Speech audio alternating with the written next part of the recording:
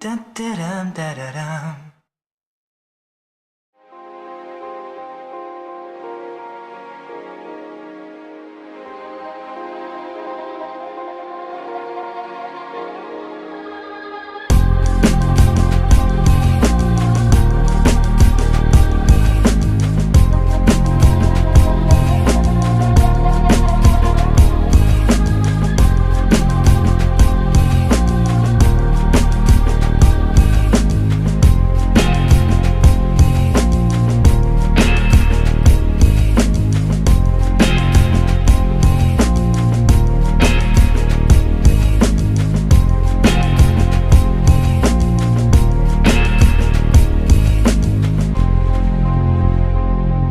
La presentación va a ser una presentación no de hora y cuarto, o sea, de unos 50 minutos. Y he hecho una pequeña mezcla entre lo que es la crisis, por un lado, y el libro que ha hecho referencia antes, La vida que mereces, que es un libro que con mucho gusto he escrito con Alex Rovira. Y bueno, está inspirado para intentar conseguir un mundo mejor para nuestros hijos y, sobre todo, pensado en el futuro. En el año 2007 nos encontrábamos con una tasa de desempleo más o menos aceptable para lo que es España, niveles del 10%, 11%, y sobre todo con una tasa de crecimiento del 3,5%, que venían siendo niveles del 4, del 3,5%, y incluso cierta euforia. Hasta, digamos, muy entrado el año 2008, no hubo conciencia de lo que llegaría a poder pasar en España. Ahora, en el año 2013, de esto ya se habla con mucha claridad, ya se ve de forma retrospectiva, pero no era tan fácil verlo el año 2008 con datos del 2007. Y ahora había una cuestión que era bastante importante, que era la balanza de cuenta corriente, donde las importaciones menos las exportaciones significaban alrededor del 10% del PIB. O sea, estábamos claramente con una sobrevaloración del consumo a nivel nacional que estaba produciendo un endeudamiento que en aquel momento parecía normal. Estoy hablando de momentos en que se decía que no había crisis en España, primeros del año 2008, datos del 2007. ¿Y cuál es la foto hoy? Bueno, la foto ya la conocemos todos, no voy a incidir más en lo que es el desempleo en España, el paro juvenil gravísimo, con casi el 60% de personas paradas entre alrededor de los 25 años o 30 años. Entonces, nos encontramos con una deuda bruta del 167%, con un gasto público que ha subido algo, está en el 43,3%, y con una balanza por cuenta corriente que en parte se ha solucionado, y es de las cosas más positivas, pero debido sobre todo a una disminución de las importaciones por el tema de los bienes de consumo y también por los bienes de capital. Los dos grandes desequilibrios que tiene España son, por un lado, un sobreendeudamiento de 500.000 millones de euros, que es una cantidad muy importante. Pensar que el PIB es de 1 millón de millones, o sea, es el 50% del PIB. Y luego hace falta normalizar el déficit público. O sea, lo que se debería parar la sangría de unos estados, o sea, de unas administraciones que están gastando aún más de lo que ingresan. Sería lógico pensar que estamos hablando de que los mercados externos no aceptan que España esté sobreendeudada en 500.000 millones de euros, porque además no hemos demostrado una capacidad de repago de eso a través de la balanza de las exportaciones y de las importaciones. Y por otro lado, tenemos el problema del déficit público del Gobierno, que bueno, se habla del 7, si incluimos el tema de los temas financieros, de la banca y tal, pues es casi un 10, pero que tenemos que llegar a niveles del 2 o del 3%. Por lo tanto, tenemos que reequilibrar las cuentas de los ingresos y los gastos del Estado. Y esto tiene que ser en los próximos 3 o 4 años. El Fondo Monetario dice unas cifras, España otras, Europa otras, pero más o menos tenemos que sacar 40 o 50.000 millones en el plazo de unos 3 años. Eso significa que a corto plazo, el año 2013 y el 2014, y estos son datos del propio Gobierno, tienen que subir los ingresos, por lo tanto los impuestos, en unos 15.000 millones el año 2014 y tienen que bajar los gastos, tal como lo veis aquí, en niveles de unos 50.000 millones. Esto, a corto plazo, significa necesariamente más desempleo, menos crecimiento económico y más tensión social. Se habló de que la crisis acababa ahora, en el 2013, que ya empezábamos el segundo trimestre a subir, que tal y cual.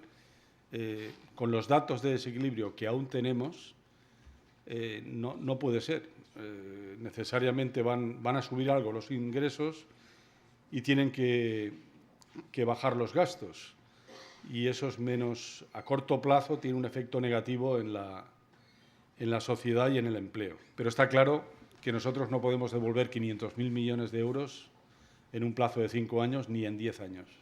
Entonces tiene que haber un acuerdo político con Europa para devolver esa cantidad de dinero en alrededor de 20 años como mínimo. Y entonces dejar tranquilos a los acreedores para que puedan financiar lo que es el día a día, las empresas, las pymes y la economía privada. Y empezar a subir el PIB a partir, por lo menos, del año 2015-2016, con tasas de crecimiento del 1 o del 2%. El otro día lo decía Mario Draghi, de que hay que bajar los gastos y hay que bajar los impuestos, porque es la única forma de reactivar la economía privada, que es la única que puede generar riqueza, empleo y exportación. Y no estoy hablando de bajar la sanidad ni de bajar la educación, estoy hablando de todo lo que no aporte valor en la administración pública, cancelarlo, dejar de hacerlo, sea lo que sea. A mí me gustaría ser un país como Dinamarca, que gasta el 50% del PIB en administraciones públicas, pero no somos Dinamarca, no tenemos la calidad democrática que tiene Dinamarca o Suecia, y después de haber demostrado lo que hemos demostrado en corrupción y en todo esto que está pasando de falta de eficacia, lo mejor es empezar a tachar cosas que no aporten valor, ¿no? Para salir de la crisis, lo primero que hace falta es una nueva moral económica, y en esto ya entramos un poco en el tema del libro. O sea, si alguien me preguntara a mí cuáles son las dos cosas fundamentales para poder abordar todo esto, y que es fundamental, por un lado es la educación y por otro lado es la transparencia. Y si tuviera que hablar de una tercera cosa, hablaría de una democracia más directa, o sea, una participación más a corto plazo y más de forma en los ámbitos de actuación de cada uno de nosotros, ¿no? O sea, no votar cada 4 años, sino estar planteando esto. El libro de la vida que mereces lo que intenta es la armonía entre lo que es el ser, el entorno y la competitividad. Mucha gente piensa que la competitividad tiene que ser una cosa rabiosa a corto plazo, de machacar y tal. Pues no. Está demostrado que los más competitivos son aquellos que están más de acuerdo consigo mismos y, sobre todo, respetan el entorno y tienen un planteamiento más a largo plazo con una motivación de sus empleados, ¿no? Para llegar a este objetivo de la armonía entre estas tres cosas, esto es como un camino por los Himalayas, ¿no? Un camino que necesariamente tiene que pasar por unas cumbres, 8.000, que tienen que ver con estos puntos que veis aquí. El primero sería la motivación humana. Tenemos que atender en el ámbito de la empresa a la gente que trabaja con nosotros, y yo tengo 11.000 personas en mi ámbito, tenemos que atender estas motivaciones.